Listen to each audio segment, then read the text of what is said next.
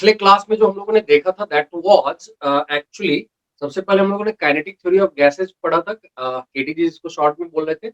और उसके बाद फिर हम लोगों ने बात की थी कि जो मॉलिक्यूल्स के जो मोशन के बिहेवियर है उनकी डिटेल में बात की थी कि they are having random rapid straight line motion between two successive collisions, है ना। इन सब की बात की थी और ये भी बात की थी कि ये जो मॉलिक्यूल्स है they are at different speeds and that's why we need to talk about different type of averages. तो एक सिंपल एवरेज था, average speed was there, there was a root mean square speed था, that was another type of average, and third was most probable speed, मतलब जैसे mean median mode वगैरह की बात करते थे वैसे ही कुछ यहाँ पर हम लोग बात कर रहे थे। तो तीन डिफरेंट टाइप के स्पीड्स की बात कर रहे थे और ये बातें इसलिए कर रहे थे क्योंकि हम लोग बोल रहे थे different molecules are going to be at different speeds, मतलब कुछ मॉलिक्यूल्स बहुत ही हाई स्पीड पे होंगे, कुछ मॉलिक्यूल्स बहुत ही लो स्पीड पे होंगे। there will be most of the molecules with intermediate speeds, but again they'll be having different speeds। ठीक है, मान लो किसी का 300 मीटर पर सेकेंड है तो किसी का 300.1 होगा, किसी का 299.09 होगा, ऐसा कुछ कुछ स्पीड रहेगा। तो ये जो डिस्ट्रीब्यूशन है, जैसा मैंने तीन नाम लिखे थे याद करो, केटीजी में मैक्सवेल, बोल्ट्जमैन एंड कौन सा रहा, क्लॉसियस, है ना। तो तीन नाम लिखे थे, इन तीनों में से मैक्सवेल और बोल्ट्जमैन का इंटरेस्ट कुछ ज्यादा ही कंटिन्यूड रहा और उन्होंने फिर इनके डिफरेंट स्पीड्स के वेरिएशन की बात की। तो इसको हम लोग मैक्सवेल डिस्ट्रीब्यूशन कर्व भी बोलते हैं, या फिर to give the credit to Boltzmann also, it is also written as Maxwell Boltzmann distribution curve. ठीक है, बट फ्रीक्वेंटली इसको मैक्सवेल डिस्ट्रीब्यूशन कर्व के नाम से जाना जाता है। So we are going to start today Maxwell distribution curve.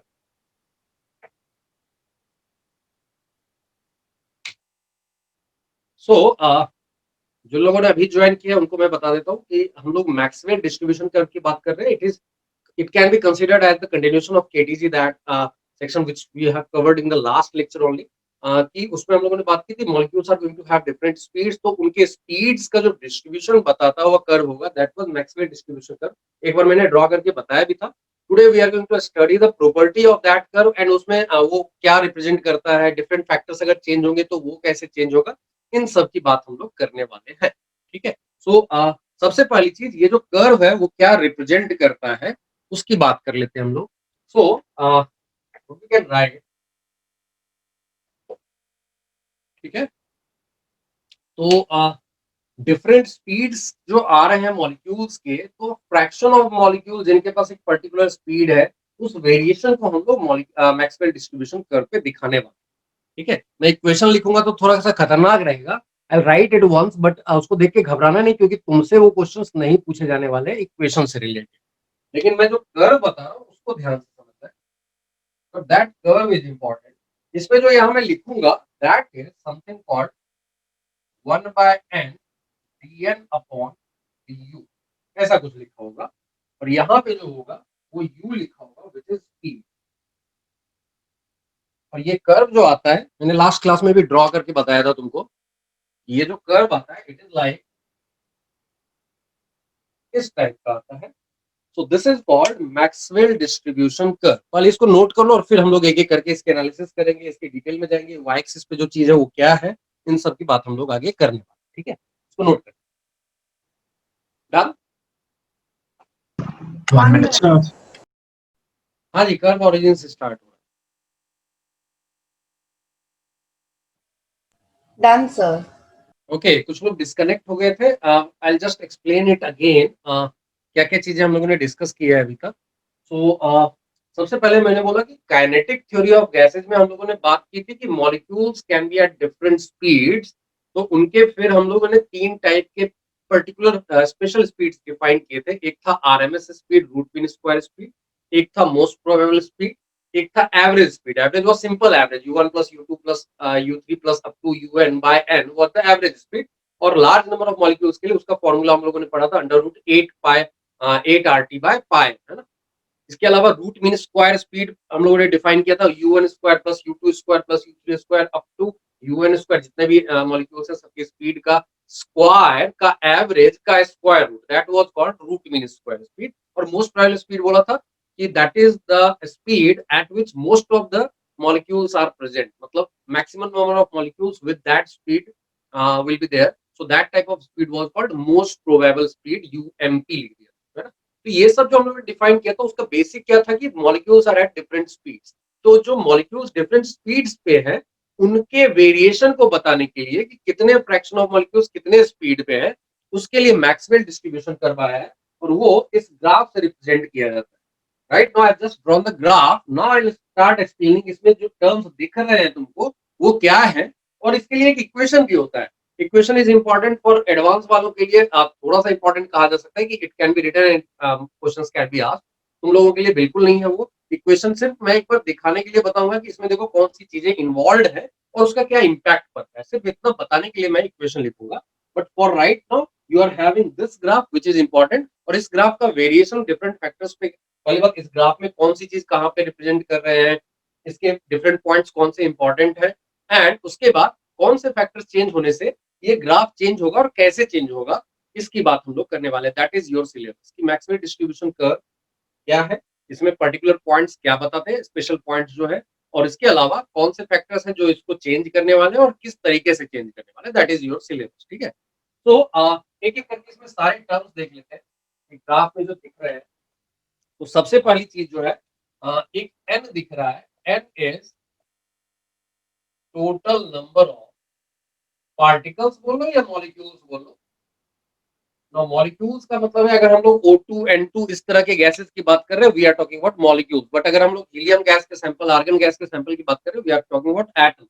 तो पार्टिकल्स कैन बी मॉलिक्यूल्स और एटम्स। ठीक है, जो तुम्हारा U है that is shore that is showing speed of particle ना। ये जो Dn है it is the number of molecules, ये बहुत ही छोटा है ना, Dn का मतलब डिफरेंशियल हो गया। So this Dn is showing number of molecules at speed between U and U plus du। ठीक है, du का मतलब है बहुत ही डिफरेंशियली, U से जरा सा आगे, बहुत कम, नेग्लिजिबल आगे बढ़ा तो कितने मॉलिक्यूल्स स्पीड पे। नाउ जब हम लोग Dn by n बोलेंगे that will be called fraction of molecules at speed between U and U plus d। And when we are writing ये y एक्सिस पे जो चीज है वो क्या है, अगर ये पूछ दिया जाए हम लोग इसको बोलते हैं this is fraction of molecules पर unit speed at speed between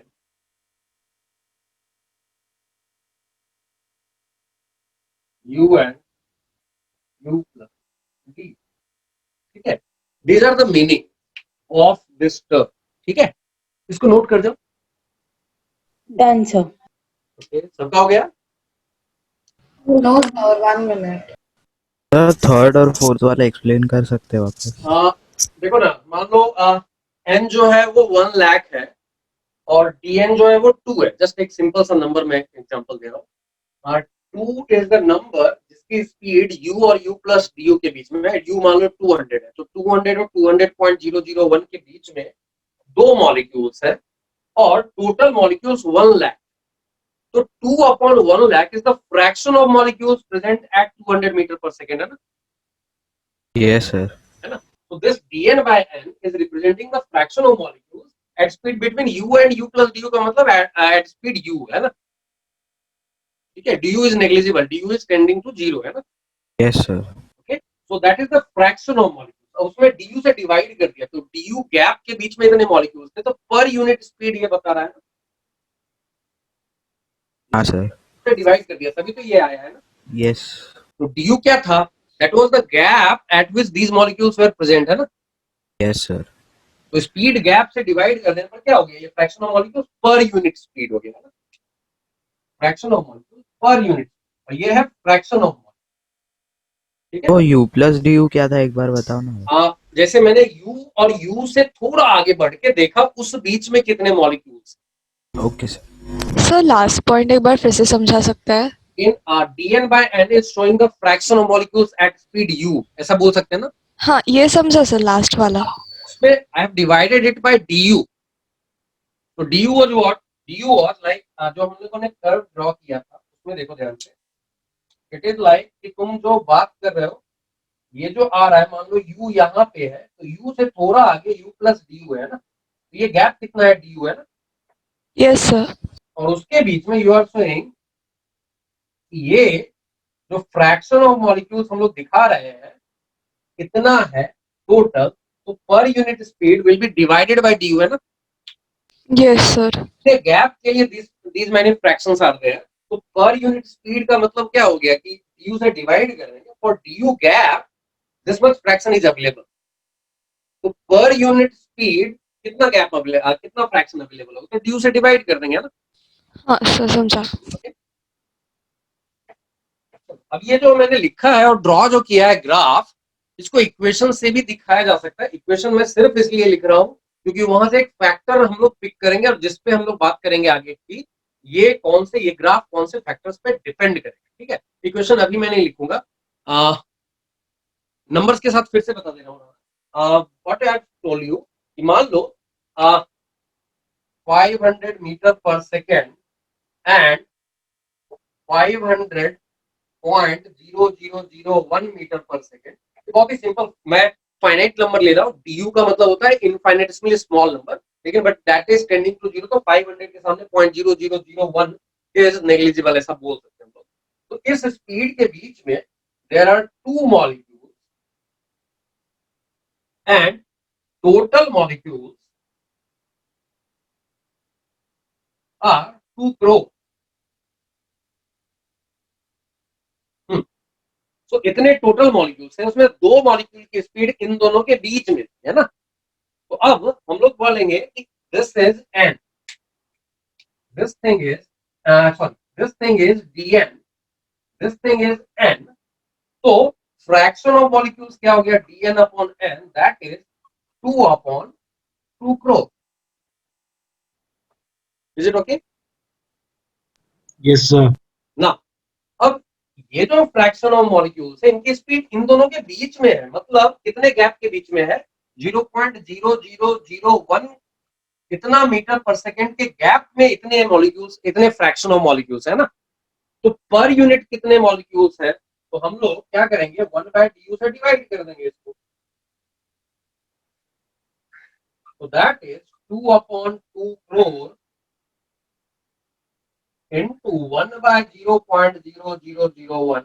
This much will be the fraction of molecules per unit speed in between 500 and 500.0001. Clear a point? Yes sir.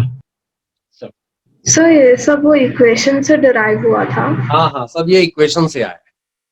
ठीक है, तो अपने लिए सिर्फ हम लोगों को सिर्फ कर्व का नेचर पहचानना है, इक्वेशन के डिटेल में नहीं जाना. ठीक है, इनफैक्ट अगर ज्यादा डर लगेगा तो मैं इक्वेशन लिखूंगा भी नहीं, तुम्हारे काम नहीं आने. ठीक है, सिर्फ मैं फैक्टर्स बताने वाला हूँ कि कौन सी चीजों पे ये कर्व डिपेंड करेगा, है ना. सर तो आपने जो अभी लिखा वो सब लिखा पढ़ा था और बोला था at constant temperature and moles T is inversely proportional to volume, और उसके बाद एक हाइपरबोला बनाया था ना. और फिर हम लोगों ने बात की अगर टेम्परेचर चेंज किया तो वो कर्व चेंज होगा ना, it will B hyperbola, it will be a different hyperbola, है ना. इसका मतलब that thing was depending on temperature, है ना. तो वैसे ही यहाँ पे ये जो कर्व हम लोगों ने ड्रॉ किया है वो कौन से फैक्टर पे डिपेंड करेगा और उसका नेचर कैसा हो जाएगा कर्व पे, if you are changing those factors. ठीक है सर आपने जो अभी एग्जांपल दिया तो उसको एक बार और एक्सप्लेन कर दीजिए ना. चलो मैं एक बार और एक्सप्लेन कर देता हूँ. सर वो लिखना है क्या एग्जाम्पल? हाँ, वो लिखना है आपने जो अभी लिखा 500 meter per second and. Understanding है, अगर तुमको इतना क्लियर है तो ये लिखने की जरूरत नहीं है, इतना क्लियर नहीं है तो just example will be giving you hint कि यहाँ जो चीजें लिखी हुई है वो क्या है ना. Okay sir. ठीक है, सो क्या मैं बोल रहा था, मान लो डिफरेंट स्पीड्स में मॉलिक्यूल्स है, उसमें से मैंने एक स्पीड चूज किया 500 मीटर पर सेकेंड और उससे जरा सा आगे बढ़ा 500.0001 meter per second. So this 500 is u and this is u plus du. ठीक है, तो दिस हैज बिकम du, है ना. Yes sir. अब मैं क्या बोल रहा हूँ कि 500 मीटर पर सेकेंड एंड 500.0001 के बीच में दो मॉलिक्यूल्स, ठीक है, out of how many 2 crore molecules. तो Yes. ये 2 जो है वो dn हो गया, टोटल मॉलिक्यूल्स n हो गया, दैट इज 2 करोड़। तो what fraction of molecules are present between these two speed, that is 2/2 crore, है ना, Yes, sir. That is dn by. But ये जो मॉलिक्यूल्स का फ्रैक्शन तुमने निकाला है, उनकी स्पीड 500 से 500.0001 के बीच में है। तो per unit change in speed कितने मॉलिक्यूल्स पर रहे, तो उसके लिए du से डिवाइड कर देंगे ना। Yes, sir. तो वही समझा। किया यहाँ पे, और ऐसा करके ये जो आया that is representing fraction of molecule per unit speed at speed between u and u plus du, ठीक है, Thank you, sir. Done. Sir एक मिनट, वो Yes. एग्जांपल लिख रहे हैं। एक्चुअल du जो होगा that will be tending to 0, है ना, इनफाइनेटेसिमली स्मॉल नंबर होता है, d लगा देते हैं तो, है ना। यहाँ पर मैंने फाइनाइट जस्ट तुमको एक तुम्हारे कन्वीनियंस के लिए एक एग्जांपल दे दिया कि it is 0.0001 which is much much less than 500, है ना। Yes sir, done, thank you. चल ओके, सर तब तक मैं एक डाउट पूछना। हाँ पूछो ना। सर मॉड्यूल में जो सॉल्व एग्जांपल्स है ना, उसमें जो यूआरएस हम लोग लेते हैं उन लोगों ने √3RT/m लिया है, तो वो रॉन्ग है ना? मैंने भी तो URMS को √3RT/m ही बताया है। नहीं नहीं सर, मैं एक सेकंड, उन्होंने वो 3RT/n लिया है, और जो आपने बाकी भी उसके साथ इक्वेशंस दिए ना कुछ डिराइव करके। ओके ओके, तुमने जो फॉर्मूला देखा है वो दूसरा वाला फॉर्मूला जो मैंने दिया था वो दिया था, the actual one is u1 square plus u2 square, वो बोल रहे हो। Yes sir, yes. तो उन्होंने डायरेक्टली तुमको फॉर्मूला रटवा दिया है कि it is for enormous number of molecules, if the number of molecules is very high you can directly use that √3RT/m।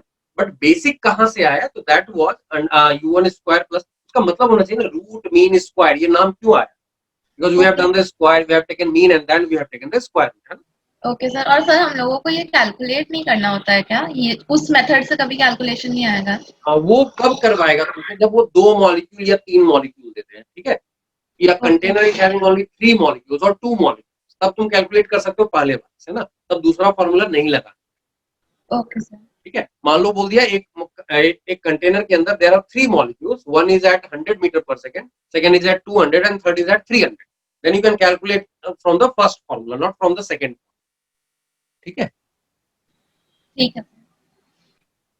Okay, बड़े आगे। Yes, sir. अब वापस से कर्व पे आते हैं कि वो जो कर्व है उसमें कौन सी चीजें क्या दिखा रही है, और फिर उसकी प्रॉपर्टी की बात। सुनाओ सर आप इक्वेशन लिखा रहे हो? What happened? तो आप इक्वेशन लिखा रहे हो? अभी नहीं लिखवाऊंगा, देखता हूँ तुम्हारा कंफर्ट लेवल अगर ठीक रहेगा तो मैं लिख दूंगा एक बार, ठीक है। ओके। अभी हम लोग सिर्फ कर्व पे स्टिक करते हैं, उसी की प्रॉपर्टी हम लोग डिस्कस करते हैं, ठीक है। Now this is the curve. Now इसमें ध्यान से देखो, अगर मैंने बोला ये फ्रैक्शन ऑफ मॉलिक्यूल्स पर unit speed at speed u and u plus du के बीच वाला है, तो ये समहाउ माइंड में रख सकते हैं कि फ्रैक्शन दिखा रहा है ना, fraction of molecules at particular speed. तो लेफ्ट से राइट जाने का मतलब हम लोग हायर स्पीड की तरफ जा रहे हैं ना, Yes, sir. और ऊपर जाने का मतलब हम लोग हायर फ्रैक्शन की तरफ जा रहे हैं ना। Yes, sir. हाईएस्ट फ्रैक्शन अगर मैं पूछूं किस स्पीड पे मिल रहा है, तो मैं इधर बढ़ूं कि इधर बढ़ के देखो हाईएस्ट पॉइंट कौन सा मिल रहा है। Y axis. वाई एक्सिस पे जाना चाहिए ना। तो हाईएस्ट फ्रैक्शन कहाँ पे मिला है, देखो यहाँ पे मिल रहा है ना। Is it okay? Yes, sir. Yes. पे मिल रहा है, तो ये जो हाईएस्ट फ्रैक्शन ऑफ मॉलिक्यूल्स मिल रहा है वो जिस स्पीड पे मिलता है उस स्पीड को क्या बोलते हैं हम लोग? Average speed. नहीं, most probable speed. Most probable speed का डेफिनेशन था ना वो कि this is the speed at which maximum number of molecules are present. इसका मतलब क्या है, maximum fraction of molecules will be present at most probable speed, है ना। ठीक है, Yes, sir. दैट्स व्हाई यहाँ जो फ्रैक्शन आया इसको मैं लिख रहा हूँ F से इंडिकेट कर रहा हूँ eight most probable, and this is UMP। हाँ, याद करो मैंने बताया था UMP से ज्यादा होता है U एवरेज, है ना। You have learn that for a given gas at given temperature. हम लोगों ने पढ़ा था ना, यूएमपी से ज्यादा होता है यू एवरेज और उससे ज्यादा होता है यू आरएमएस, है ना? Yes, इसमें sir. रूट में 2 Yes, sir. पाया था और इसमें 3 था, है ना? Yes, sir. ओके, सो अगर मुझे यूएमपी के बाद यू एवरेज उससे ज्यादा दिखाना है तो मैं इससे राइट जाऊं कि लेफ्ट जाऊं? Can you repeat? I am asking, right जाएंगे. U average is greater than UMP, that speed will be rightward to this speed और leftward? Rightward to Rightwards. Rightward आने का मतलब है, कहीं मान लो यहाँ पे आ रहा होगा, यहाँ यू एवरेज आएगा और फिर यू आरएमएस उससे भी और राइट होगा कि इधर आएगा? Right होगा. राइट होगा. मान लो कहीं यहाँ पे आए, ठीक है, दिस इज यू आरएमएस। इसका मतलब है ये तो सही है, लेकिन इनके कोरिस्पोंडिंग फ्रैक्शन ऑफ मॉलिक्यूल जरा चेक करो। Sir decreasing order. Decreasing order. ये बहुत ही इंपॉर्टेंट पॉइंट है, कई बार ये तुमको कंफ्यूज कराने के लिए पूछ देता है। वो ध्यान से देखना है, वो स्पीड्स का कंपैरिजन कर रहे हैं या fraction of molecules at these speeds का कंपैरिजन कर रहे हैं, ये बहुत ध्यान से देखना हमेशा। तो कई बार ये वर्ड में तुमको करेक्ट इनकरेक्ट वाले क्वेश्चन में इट इज आस्क्ड कि fraction of molecules at most priority speed is less than fraction of molecules at U average, तो दैट विल बी रॉन्ग, है ना? क्योंकि फ्रैक्शन ऑफ मॉलिक्यूल्स स्पीड पे ज्यादा है। Is it okay? Yes, sir. Most probable speed is for a given gas at given temperature. Most probable speed is less than U average. Then it is a right statement. Is it okay? Yes. So, point of view. So this speed is less than this speed, and this speed is less than this speed. But fraction of molecules के point of view से देखो ये fraction कम हो गया है average पे, and RMS पे ये और भी कम हो गया। तो F at MP is greater than F at average is greater than F at RMS, where F is representing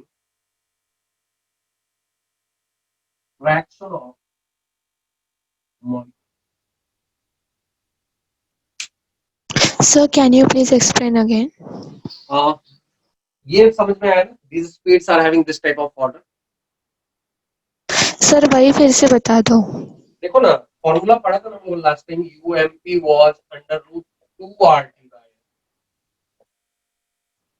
by average was under root 8RT upon pi m, and URMS was under root 3RT by m, है ना? ये formula पढ़ा था ना last class में। Yes, sir. If you see, इसके अंदर जो रूट 2 है रूट के अंदर, और दूसरे में 8 बाय पाई है और तीसरे में 3 है, बाकी चीजें तो सेम है ना। फॉर गिवन गैस का मतलब m फिक्स हो गया, एट गिवन टेम्परेचर का मतलब T फिक्स हो गया ना। Yes. तो नाउ अगर RT बाय m सब में है तो यही इन्हीं को कंपेयर करके हम लोग बता सकते हैं ना ये कैसे रहेंगे। तो 2 से ज्यादा 8 बाय पाई होगा, ठीक है? 8 बाय पाई निकाल के देखोगे कैलकुलेटर पे, अगर देख लोगे almost it will be coming 2.55 जैसा आ जाएगा, ठीक है? तो दिस नंबर इज अप्रोक्सीमेटली 2.55 जैसा, ठीक है? तो वो डेफिनेटली 2 से ज्यादा और 3 से कम है ना। Yeah. So that's why we can write na, for a given gas at UMP is less than U average and U average is less than U RMS. Is it okay? Yes, sir. Now I want to represent these speeds on x-axis, है ना? x-axis पे speed है ना? हाँ. तो highest fraction वाला जो speed होता है उसी को most probable speed बोलते हैं ना? Yes. So that speed will be here because that is giving you the highest fraction, है ना? Maximum देखो इस कर्व का यहीं पे मिल रहा है ना? So that is the हाँ, sir. speed at which we are getting maximum fraction. So this is the speed which will be called most probable speed, है ना? Okay, sir. Now U average is greater than that, मतलब that speed will be rightward to this speed, है ना? Yes. X-axis पे जो चीज है उसमें अगर वैल्यू बढ़ाना चाहो तो rightward जाते हैं ना? हाँ. U average is greater than most probable and U RMS is greater than even U average, तो वो और भी rightward जाएगा ना? हाँ, sir. तो स्पीड के पॉइंट ऑफ व्यू से इससे ज्यादा ये स्पीड, इससे ज्यादा ये स्पीड, बट इनके कोरिस्पोंडिंग फ्रैक्शन चेक किया देखो यहाँ पर फ्रैक्शन हाईएस्ट है, ऑब्वियसली इस पे सबसे ज्यादा होगा, लेकिन उसके बाद यू एवरेज पे उससे कम फ्रैक्शन मिल रहा है और यू आरएमएस उससे और भी कम आ रहा है, क्योंकि ये डिक्रीजिंग साइड ऑफ कर्व में ये स्पीड स्लाइड कर रहा है ना. हाँ सर समझा. That's why fraction of molecules with most probable speed will be greater than that with average speed, and that will be greater than that with RMS speed. Okay. Okay sir. चलो कहीं भी doubt रहे पूछ लोगे, important section है, अच्छे अच्छे question बनते हैं.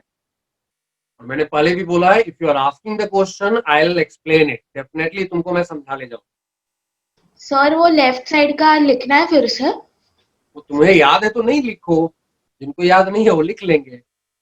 सर ये वाला ग्राफ हमेशा ऐसे ही दिखाई देगा, like the curve will always be like this only. हाँ, कर्व का नेचर ऐसा ही रहेगा. इनफैक्ट अभी last year IIT JEE advance में क्या किया उन्होंने, हाइपोथेटिकल एक बना लिया. तो ये देखो, ये क्या है, ये सिमेट्रिकल ग्राफ नहीं है, ये एक फाइनाइट गैप है और इसके बाद ये इनफाइनाइट टाइम तक आगे बढ़ेगा तो जाके ये बढ़ेगा. तो this is not symmetrical graph, है ना. Yes sir. सिमेट्रिकल का मतलब क्या होता है, जैसा इधर वैसा ही एग्जैक्टली इधर, ऐसा उधर रहता तो यहाँ पर ये खत्म हो जाता है ना. Yes sir. हाँ सर. लेकिन ऐसा होता नहीं है एक्चुअल कर्व. तो जेईई एडवांस ने क्या किया, इस बार एक सिमेट्रिकल कर्व दे दिया. मतलब उन्होंने कुछ ऐसा दे दिया, ये परफेक्टली सिमेट्रिकल है. ऐसा होने से क्या होता है, ये तीनों चीजें जो है ना वो यहीं पे लाई करनी है. ठीक है. और सिमेट्रिकल कर्व जो इसके अराउंड सिमेट्रिकल है, उसका एवरेज भी एग्जैक्टली यहीं पे लाई करेगा. मोस्ट प्रोबेबल भी ऑब्वियसली यहीं पे लाई कर रहा है, आरएमएस भी यहीं पे लाई करने लगेगा. तो दैट वाज यूनिक पॉइंट जो जेईई एडवांस ने पूछा था. तो वो इस तरह की हरकतें करता रहता है. ठीक है. तो उन्होंने कहा एक्चुअल तो फिर- ऐसा. हाँ जी, वो वाला तो इसके सारे पॉइंट्स उसी लाइन पे क्यों लाई करेंगे? कौन सा फिर से बोलो. लाइक यू मोस्ट प्रोबेबल तो वहाँ पे लाई करेगा, बट फिर यू एवरेज और यू आरएमएस वहाँ पे क्यों लाई करेगा? This axis is represent. अच्छा तुम इसके बारे में पूछ हाँ रहे हो? हाँ हाँ. क्योंकि ये सिमेट्रिकल है. मान लो मैंने बोला तुमको 1 2 3 फिर 2 1 है, इनका एवरेज भी निकालोगे देखो 3 जैसा ही आ जाएगा. मतलब इस तरह का, मान लो इस तरह का चल रहा है. सिमेट्री ऐसी होती है ना कुछ, या 3.5 ले लो और फिर 3 2 1 ऐसे, या फिर इतना ही रखो, इनको ले लो, है ना. एक सिंपल सा ले लो. अगर ऐसा कुछ वेरिएशन जा रहा है तो इसका एवरेज क्या निकल के आ रहा है, 3 आ रहा है ना. और मोस्ट प्रोबेबल स्पीड क्या है वहां पे. तो आप अगेन इट इज, मैंने तुमको फाइनाइट गैप दिया, वो कंटिन्यूअस है. तो कंटिन्यूअस पे एक पॉइंट के अराउंड ये चीज रहेगा. तो यहाँ पे ये चीज आ रही है, इसके ठीक पहले और इसके ठीक बाद का एवरेज यही आएगा ना. समझो इसको ध्यान से. इस पॉइंट पे जो स्पीड आ रही है उसके ठीक इधर और उसके ठीक इधर, उसका एवरेज भी क्या आएगा, वही आएगा ना. 1.99 एंड 2.01 का एवरेज क्या आएगा, 2 आएगा ना. Yes sir. उसी तरह से 1.98 एंड 2.02 का एवरेज क्या आएगा, फिर से 2 आएगा ना. Yes Okay? सर. तो इसलिए क्या होगा, इससे थोड़ा आगे और थोड़ा पीछे जाओगे उसका एवरेज यही पॉइंट आएगा. उससे थोड़ा और आगे और उससे थोड़ा और पीछे जाओगे उसका एवरेज भी यही पॉइंट आएगा. तो in that case what will happen, whatever type of average you are taking, that will be lying at this point only. Okay. Sir, but then we know ने that, इस बार पूछा था. हाँ जी. but we know that you average and RMS are greater than you most probable. तो फिर है ना, this is not the actual curve, this is a hypothetical situation जिसमें आईआईटी जेईई ने बोला कि अगर ऐसा होगा तो क्या हो. ठीक है. तो इस तरह की कहानियां जेईई बनाता रहता है, क्योंकि उनको सिखाना होता है कि तुम एक्चुअली समझते हो कि नहीं इन चीजों, है ना. तो एडवांस में ये लेवल पे जाते हैं कि अगर ऐसा नहीं हुआ और ऐसा हुआ तो क्या फर्क पड़ता. ठीक है. अच्छा क्वेश्चन था सर. है ना, इस तरह के क्वेश्चन पूछता है एडवांस में. सर फ्रैक्शन भी सेम होगा ना फिर सबका? क्या सेम होगा, फ्रैक्शन ऑफ मॉलिक्यूल्स. हाँ हाँ, सबके फ्रैक्शन, सारे स्पीड यहीं पे आ गए तो सबके लिए फ्रैक्शन यही वाला हो गया ना. Yes sir. सर और इधर वो फॉर्मूलाज नहीं लगेंगे ना, वो रूट फॉर्मूला फिर वो वाला नहीं लगेगा ना. ओके. क्योंकि जो फॉर्मूला निकाला गया है, वो जो मैंने इक्वेशन बोला कि एक देयर इज एन इक्वेशन, उससे निकाला गया है, which will not be valid for this type of curve because that was valid for this one, not for this one, है ना. सर ऐसा नीट में आता है क्या? नहीं नहीं, इसलिए तो मैंने बोला तुम लोगों को नहीं पूछा।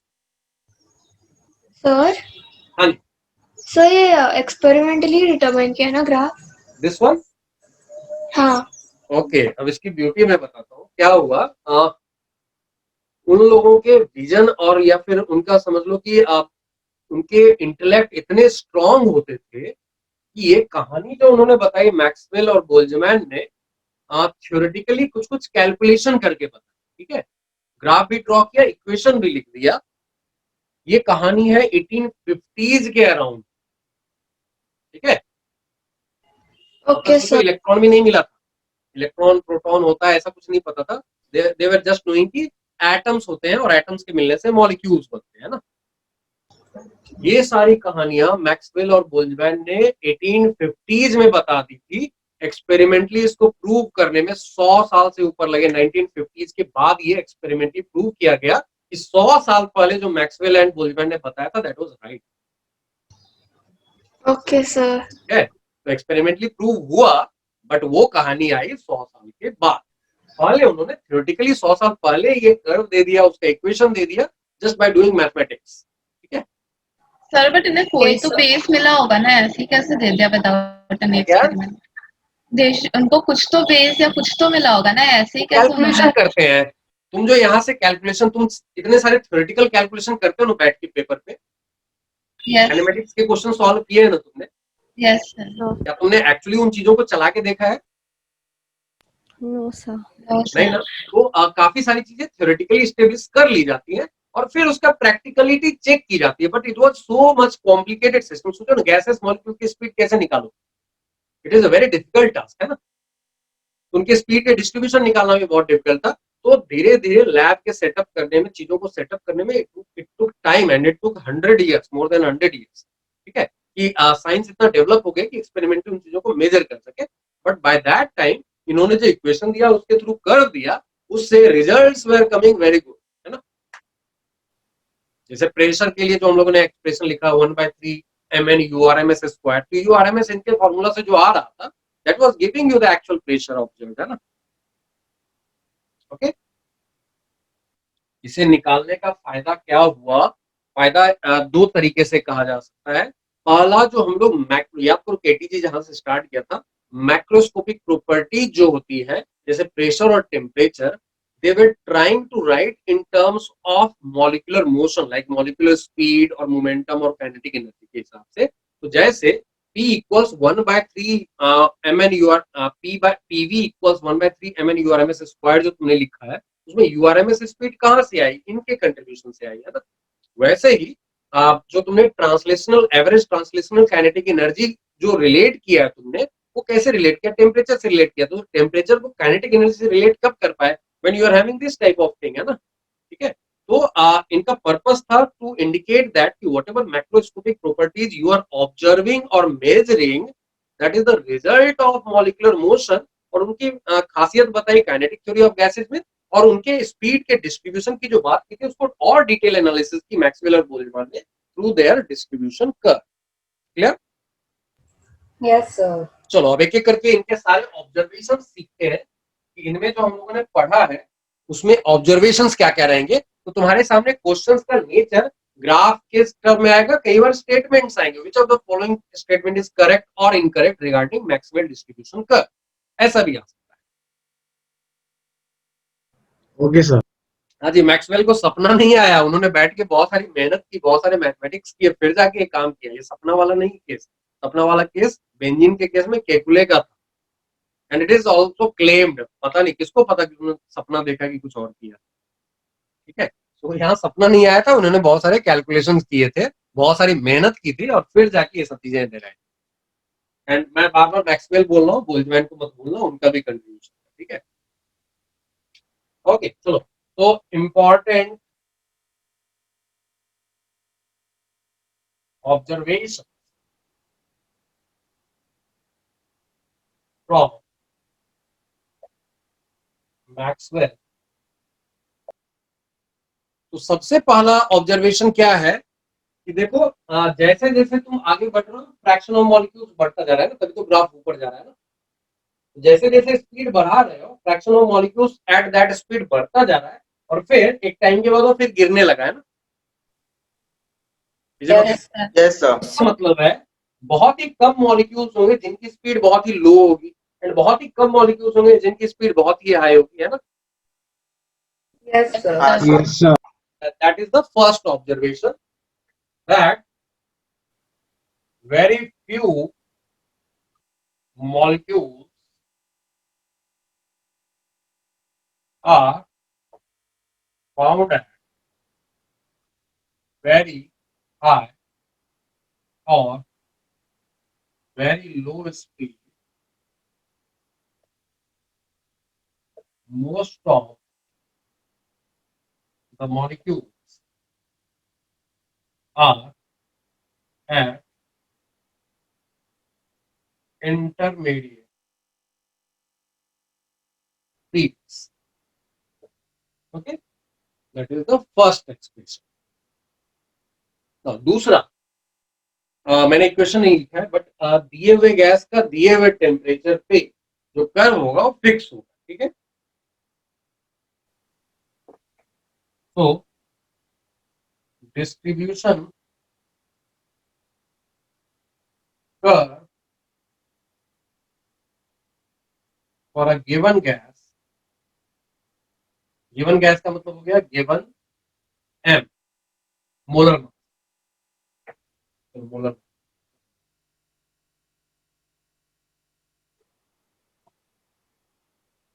doesn't change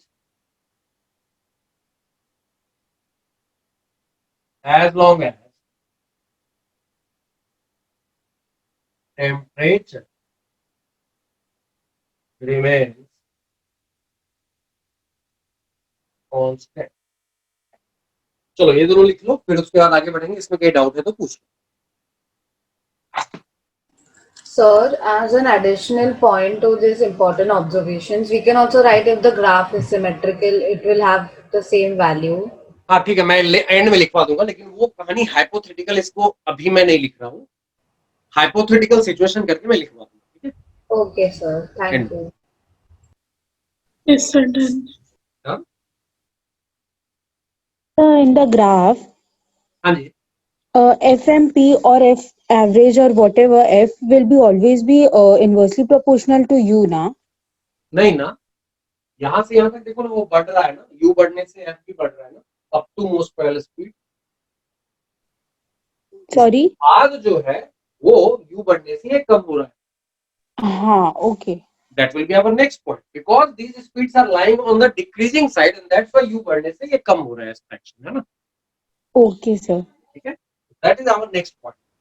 Sir, हाँ second point is true also for different gases but with same molar mass. हाँ, वो भी चलेगा। अगर तुमने दो गैसेस लिए, NO gas and CO gas, दोनों का मोलर मास सेम है ना, तो Yes, sir.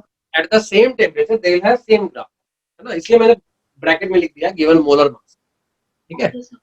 सर आपने जो फ्रैक्शन का पॉइंट बताया था वो रिपीट कर सकते हैं? हाँ, ये वाला पॉइंट उसने बोला क्या, ये fraction of molecules inversely proportional to speed है, क्योंकि ऐसा लग रहा है यहाँ देखने से। तो मैंने बोला नहीं, वो गलत है, क्योंकि वो सिर्फ मोस्ट प्रोबेबल स्पीड के बाद वाले या उससे हायर स्पीड के लिए एप्लीकेबल है ना। Yes sir. Less than most probable speed, देखो स्पीड बढ़ने से फ्रैक्शन भी बढ़ रहा है ना। हाँ सर। तो that is our third point. तो for speed less than UMP, greater the speed, more will be the fraction of molecules at that speed.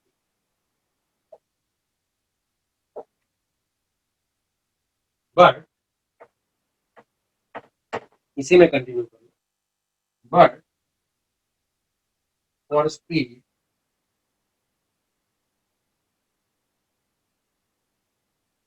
greater than UMP,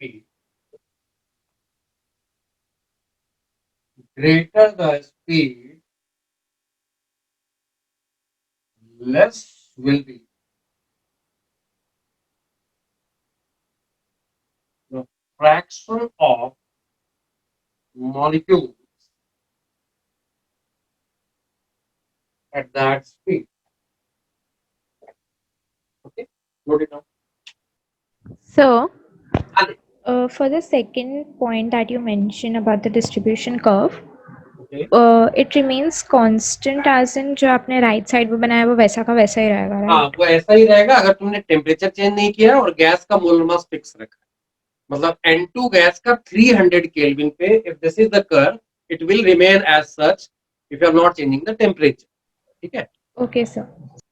Sir, can you explain the third point? Third point में क्या बोला, देखो ना, left से right जाना मतलब speed बढ़ाना है ना। Yes, sir. तो जैसे जैसे हम लोग स्पीड बढ़ा रहे हैं ये ग्राफ ऊपर जा रहा है, इसका मतलब फ्रैक्शन ऑफ मॉलिक्यूल्स बढ़ता जा रहा है ना।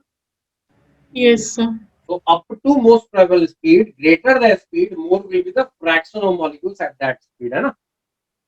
Yes. But most probable speed के बाद अगर आगे बढ़ेंगे तो क्या हो रहा है, स्पीड बढ़ने से क्या हो रहा है, ये ग्राफ नीचे जा रहा है ना।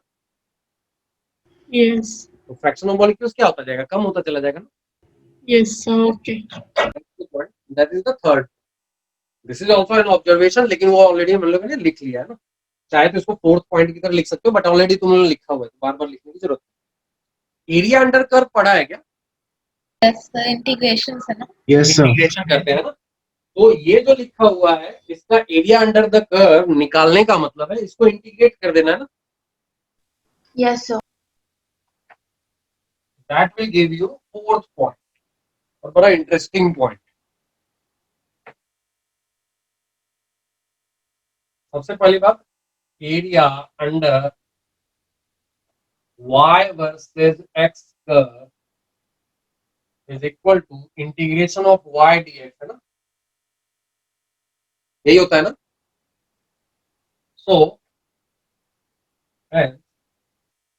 For a given gas at given temperature, area under 1 by du 1 by n dn by du versus u will be equal to integration of, यही हो जाएगा ना। Is it okay? जहां y था उसकी जगह ये लिख दिया है ना। ये देखो क्या हो गया है, du du अगर कैंसिल कर दे तो it is simply dn 1 by n dn हो जाएगा ना। Is it okay? Yes, sir. Now dn upon n was showing you the fraction, है ना। फ्रैक्शन का समेशन टोटल कितना होता है? One. If you add all the fractions क्या हो जाएगा टोटल समेशन? One. 1 हो जाएगा। या फिर उसको ऐसा देख लो कि 1 by n बाहर निकाल दिया तो dn का इंटीग्रेशन विल बी n ना। Yes, sir. Yes, So sir. this will become 1 by n into n, that is 1.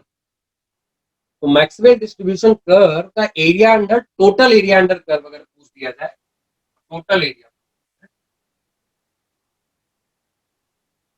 it will always be 1.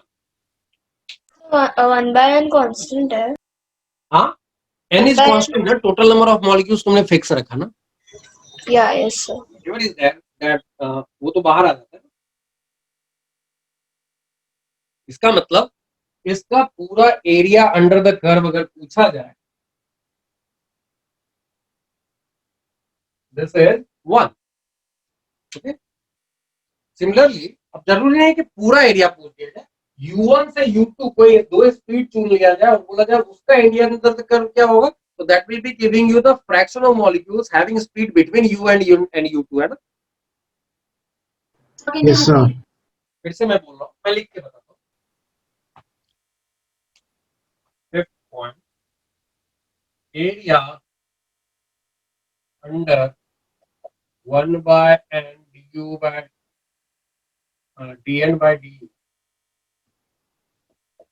versus u from speed u1 to u2 will be equal to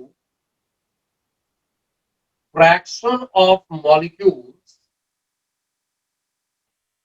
with speed between u1 and u2, है is it okay? मतलब क्या बोला, if you are drawing this graph 1 by n dn by dt versus u, तो ये graph कुछ आया है और तुमको बोला कोई एक स्पीड चूज करो u1 और कोई दूसरा एक स्पीड चूज करो, कोई भी स्पीड, मान लो यहाँ चूज कर दिया, दैट इज u2, तो इसका एरिया अंडर द कर्व क्या बता रहा है? This is nothing but the fraction of molecules with speed between u1 and u2। ठीक है सर ये पॉइंट वापस समझा सकते हैं? फिर से मैं बोल रहा हूँ, जब मैंने यहाँ से एकदम स्टार्ट से बिल्कुल एंड तक टोटल एरिया लिया तो टोटल फ्रैक्शन बता रहा था, टोटल फ्रैक्शन का समेशन दैट इज 1 है ना। Yes sir. अगर मैंने दो पर्टिकुलर स्पीड ले लिया तो उनके बीच का एरिया अंडर द कर्व अगर देखा जाए तो वो उन दोनों स्पीड के बीच में जो टोटल फ्रैक्शन ऑफ मॉलिक्यूल्स है उनको रिप्रेजेंट करेगा ना। हाँ sir. That is the indication. Sir, हाँ जी, the total area under the graph would give the total number of molecules, ना? नहीं जो अगर मैंने यहाँ n नहीं रखा होता ना, सिर्फ dn by du का लिखता तो आता, लेकिन डिवाइडेड बाय n करने से it is giving you summation of total fraction of molecules, है ना। और total summation of fraction all the fractions कितना होगा? 1 हो जाएगा।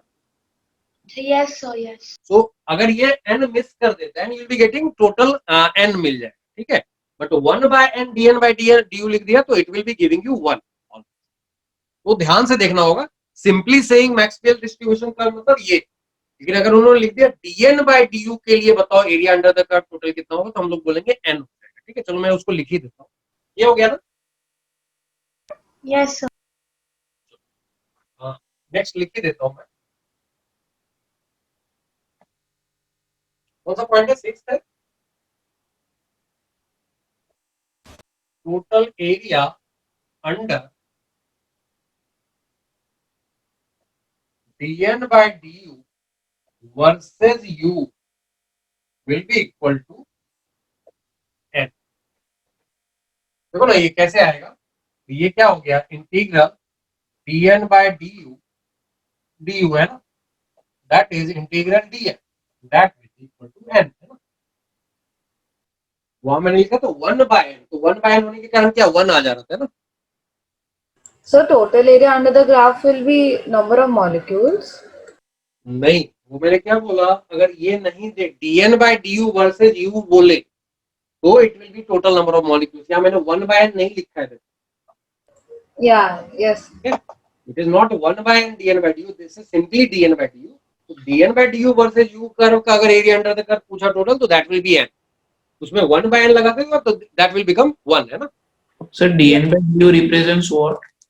अगेन उसको बोल दो नंबर ऑफ मॉलिक्यूल्स पर unit speed at a given speed. ठीक है, जो मैंने फ्रैक्शन बोला था उसको हटा के नंबर, तो that is representing dn by du, है ना। Is it okay? Yes, sir. Done, sir. चलो, एक लास्ट पॉइंट है जिससे इनके फैक्टर्स पता चलते। 7, तो ये कर्व जो है वो चेंज कैसे हो सकता है, तो there is a very important factor that is called m by t। ठीक है, m upon t, m is molar mass, t is temperature. तो क्या बोलेंगे, फॉर वेरियस गैसेस, इसका मतलब है various molar masses at various temperature as the value of m upon t, ये factor ध्यान में रखना है। m upon t, या चलो उल्टा कर देता हूं मैं, t upon m increases, क्या क्या होगा, नंबर 1 जो ग्राफ होगा, ध्यान से याद करो इन तीनों के एक्सप्रेशन क्या होते थे, √2RT by m, √8RT by pi m, तो सब में √T by m आता था, है ना। Yes, sir. T by M सब में आ रहा था अदर देन दिस नंबर, तो ये सारे वैल्यूज अगर टी बाय एम बढ़ा तो ये सारे स्पीड्स बढ़ जाएंगे, है ना? Yes, sir. So U M P, U average, U R M S all are increased, but fraction of molecules at these speeds are decreased. ठीक है, ए लिख लो, अभी 2-3 लिखेंगे इसमें। तो सबसे पहला इम्पैक्ट इन तीनों स्पीड्स पे आएगा, ये तीनों स्पीड्स बढ़ने वाले हैं, बट ये जो नए वैल्यूज आएंगे उसमें जो फ्रैक्शन ऑफ मॉलिक्यूल्स मिलने वाला है वो अब कम मिलने वाला है, क्योंकि जितना ज्यादा हायर स्पीड पे जाते हैं फ्रैक्शन गिरता चला जाता है ना। सर कर्व का शेप सेम होगा ना कि नहीं, वो भी change- बताऊंगा मैं, शेप सेम होगा, बट वो अगला पॉइंट वही आने वाला है कि वो राइटवर्ड एंड डाउनवर्ड शिफ्ट हो जाता है। ठीक है, बताता हूं मैं।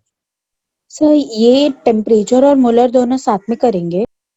हाँ, मतलब दोनों में से कोई एक चेंज कर रहा होगा ना, तो अगर दूसरा चेंज नहीं कर रहा तो सिर्फ एक का इफेक्ट देख लेंगे ना। Okay sir. मान लो बोलिए टेम्परेचर बढ़ रहा है, मोलर मास फिक्स है, फिर भी यही इफेक्ट आएगा ना।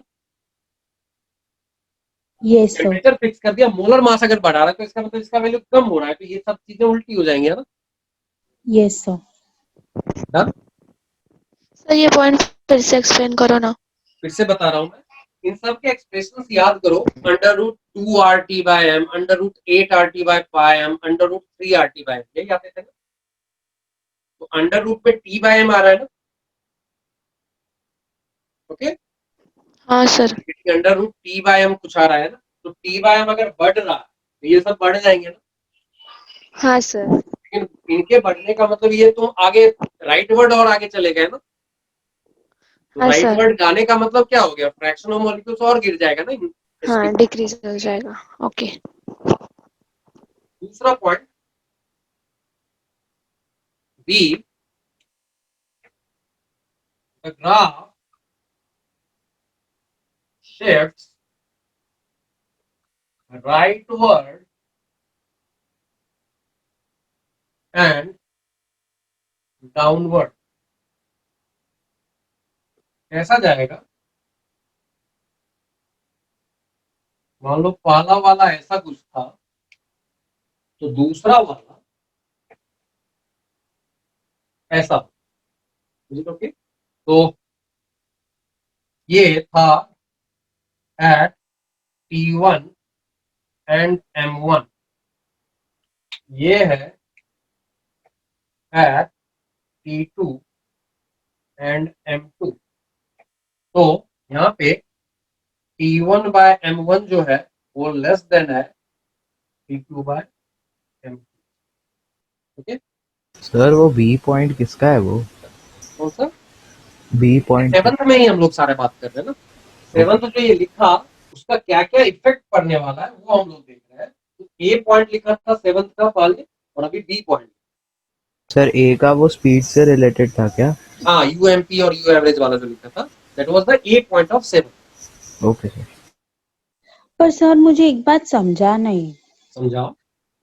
तो सर टेम्परेचर और मोलर मास दोनों डायरेक्टली प्रोपोर्शनल हैं, तो आपने फिर ऐसा क्यों कहा कि अगर एक ही बढ़ेगा दूसरा कांस्टेंट रहेगा तो चलेगा? वो डिपेंड करता है तुम्हारा क्वेश्चन क्या पूछ रहा है। मान लो पूछ दिया O2 at 300 kelvin and O2 at 600 kelvin, तो M तो फिक्स है ना, M1 को भी 32 ले लो और M2 को भी 32 ले लो, है ना। हाँ sir. We can have different type of comparison ना। एक कंपैरिजन हो सकता है O2 at 300 kelvin and O2 at 600 kelvin, है ना, ये हो सकता है। ठीक है, दूसरा Yes, sir. कंपैरिजन हो सकता है O2 at 300 kelvin and SO2 at 300 kelvin, ये भी तो हो सकता है ना। हाँ। और तीसरा हो सकता है O2 at 300 kelvin and SO2 at 1500 kelvin. तो M भी चेंज कर दिया, T भी चेंज कर दिया। हाँ। तो इन तीनों चेंज में जो जनरल चेंज है वो दोनों का चेंज है, T और M दोनों का चेंज है। ओके। बट M फिक्स रहा तो T बढ़ने से ऐसा होगा, अगर T फिक्स रहा तो M के कम होने से ऐसा होगा, है ना।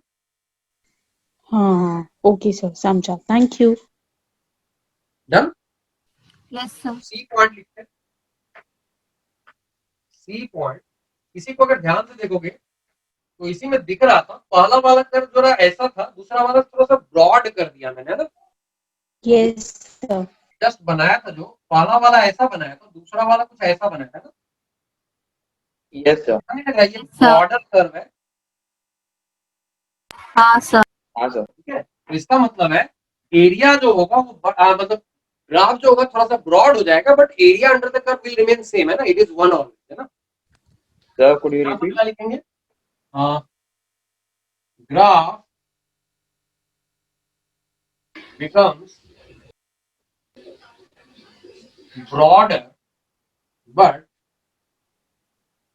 total area under curve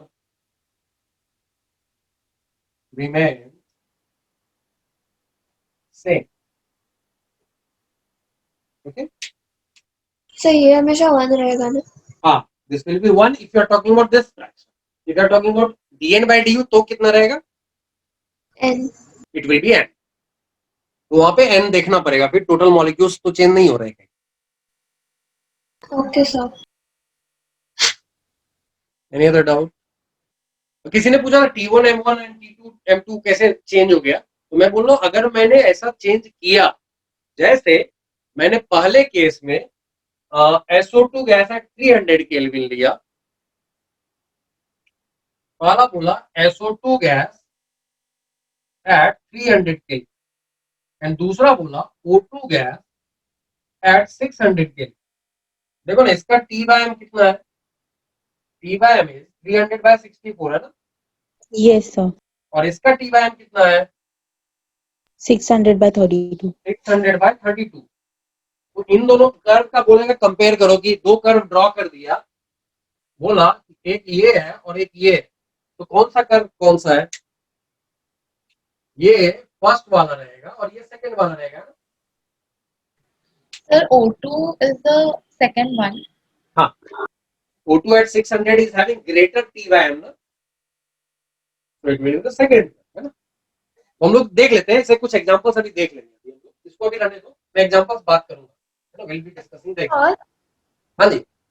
but अगर कंपैरिजन करना है तो सेम ही गैस का करेंगे ना, बिकॉज फॉर नहीं, M पे भी तो डिपेंड कर रहा है ना। अच्छा okay sir.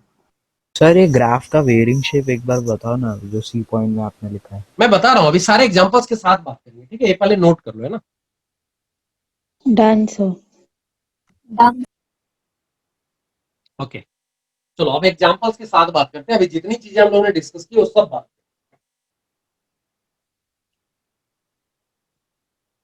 Example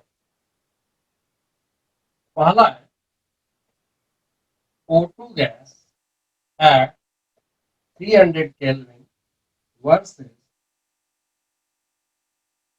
O2 gas at 600 Kelvin, और दो ग्राफ दिए हुए हैं, एक ऐसा है और दूसरा ऐसा है, और पूछा कौन सा ग्राफ कौन सा है।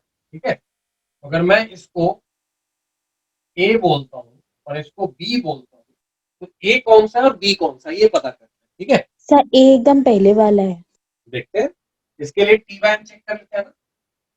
T बाय M का वैल्यू चेक करेंगे, तो इसके लिए 300/32 और इसके लिए 600/32। इसका T बाय M ज्यादा है, सेकंड का। सेकंड वाले का। तो जिसका T बाय M ज्यादा है उसका ग्राफ राइटवर्ड एंड डाउनवर्ड होगा, है ना। तो ये राइटवर्ड एंड डाउनवर्ड दिख रहा है ना। So yes sir. Graph for A and this is graph for B। Okay sir, इस ग्राफ में यूएमपी कहाँ पे होगा? पहले वाले ग्राफ का यूएमपी यहाँ पे होगा, इसको यूएमपी इन फर्स्ट कंडीशन बोल रहा है, और दूसरे वाले ग्राफ का यूएमपी यहाँ पे होगा, है ना।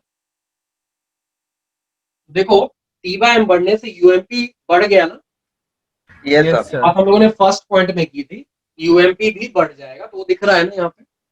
बट यूएमपी पे फ्रैक्शन देखो कम होता हुआ दिख रहा है ना।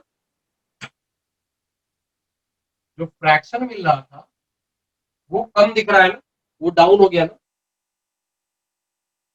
स्पीड बढ़ी है बट उस स्पीड पे फ्रैक्शन कम हो गया ना। Is it okay? Yes sir. चलो ये था पहला एग्जांपल, नोट कर लिया सब लोगों ने। No, sir. 1 minute. Note it down. Done, sir. Okay. 1 minute, sir. Done, sir. दूसरा एग्जांपल देखते हैं. O2 गैस at 600 Kelvin, अगर इसको मैं A बोलता हूँ versus SO2 gas at 300 Kelvin, इसको मैं B बोलता हूँ. अब बताओ कौन सा A और कौन सा B है? So B पहला वाला होगा. So B will be ये वाला क्या है, A है या B है? so B. ये B है. देखते हैं तो T by M चेक कर लेते हैं इसका. T by M इसके लिए 600/32 है और इसके लिए 300/64. That is 150/32 है ना. 150/32 is less than this one. तो जिसका T by M ज्यादा उसका ग्राफ राइटवर्ड एंड डाउनवर्ड होगा. This time this is B and this is AM. समझ में आया ना कैसे डिसाइड करेंगे? तो अभी देखो मैंने M और T दोनों चेंज कर, but ultimately T by M will give you the answer. जिसका T by M ज्यादा है उसका ग्राफ राइटवर्ड एंड डाउनवर्ड. एक और एग्जांपल देखेंगे. Done? No, sir. Graph. Yes, sir. चलो एक तीसरा एग्जांपल देखते हैं. Third example is O2 gas at 300 Kelvin. इसको अगर मैंने A बोला and SO2 gas at 300 Kelvin, इसको मैंने B बोला. Now T by M check करो और बताओ कौन सा A है और कौन सा B है. सर वो नीचे वाला जो है वो B है. वो B है. अब B है ऊपर वाला. तो इसके लिए T by M is 300/32. इसके लिए 300/64. डेफिनेटली ये लेस वाला वैल्यू है ना. Yes, sir. This is less value ना. Yes, sir. तो जो लेस होता है उसका ग्राफ ये वाला ऊपर वाला होता है ना. Yes, Yes, sir. sir. This is A. Now, अब एक चीज समझो. That's the reason we don't have hydrogen and helium gases in our atmosphere. Explain कर पाएगा? So can you repeat the question? This is the reason, or this is just an explanation why we don't have helium or hydrogen gas in our atmosphere. नहीं है ना. हम लोग क्या बोलते हैं, N2 मिल गया, उसके बाद O2 है, आर्गन है, CO2 है, वाटर वेपर, यही सब है, डस्ट पार्टिकल है ना. We don't talk about H2 और helium gases है ना. Sir, is it because पॉलिसेंट गैसेस जो अपना तो उनका T by M वैल्यू ज्यादा है. हाँ, so T by M value T by M value ज्यादा है उनका. because the T by molar M mass काफी ज्यादा हो गया ना. तो फिर सर उनकी स्पीड जी, सर. ज्यादा हो गई बट Yes, उनका sir. फ्रैक्शन कम हो इतनी ज्यादा गया. हो जाएगी कि वो एस्केप वेलोसिटी से ज्यादा हो जाता है और वो अर्थ के एटमॉस्फेयर को छोड़ देता है. ठीक है. हाँ sir. But we Fraction do भी get कम होगा ना. H2 and helium in sun's atmosphere. मतलब सन में है. That is the main region of energy from sun है ना. तो वो वहां क्यों मिलता है? क्योंकि उसका ग्रेविटेशनल फोर्स बहुत ज्यादा है ना. So that's why it can capture still with that speed of H2 and helium molecules. ठीक है. Okay. Next एक एग्जांपल और बच गया. सर आप एग्जाम्पल एक बार लिखवाने के बाद वो रीजन भी लिखवा देंगे हीलियम हाइड्रोजन वाला. ठीक है, लिखो. O2 gas at 300 Kelvin and SO2 gas at 600 Kelvin. इनका जरा T by M बताओ. तो सेम आएगा दोनों का. same आएगा. सेम आ Same रहा है. आएगा सर. Have same curve है ना. Because इसका 300/32 आने वाला है. इसका 600/64 आएगा, which is also 300/32. Because they are having same values, and that's why they will have same.